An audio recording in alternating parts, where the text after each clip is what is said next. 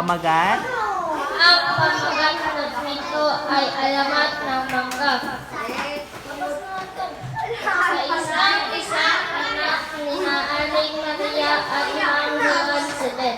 Mabait at matulungan si Bet.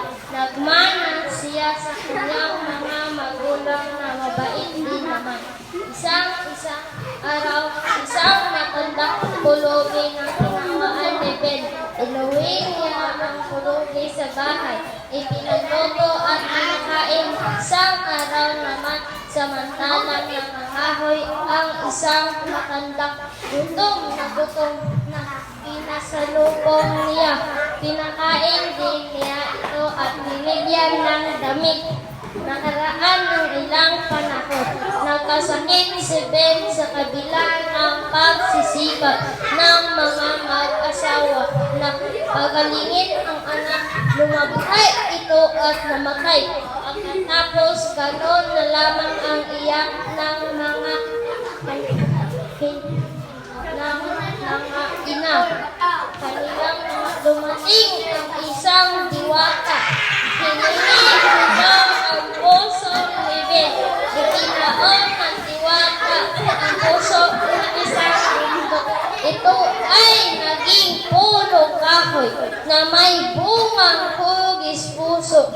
Marami ang nakikinabang ngayon sa bungang ito.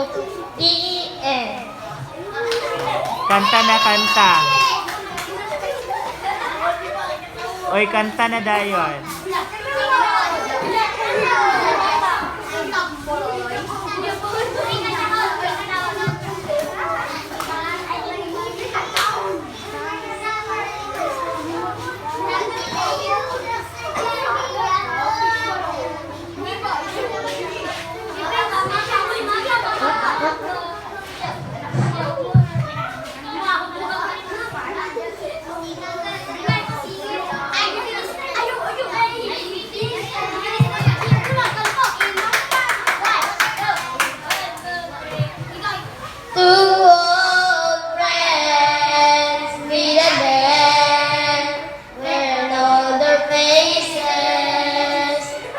About the places they have been.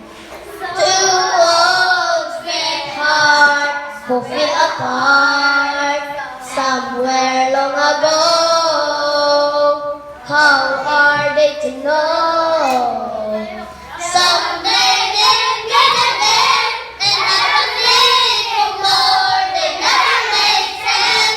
Maybe this time they will know when they're fine. Maybe now they can be more than just friends. She's back in this time, and it feels so right. Maybe this time love won't end. She's smiling, she's got a way back then. It's been like this, got a way back when she tried. But together, waiting for this magic moment.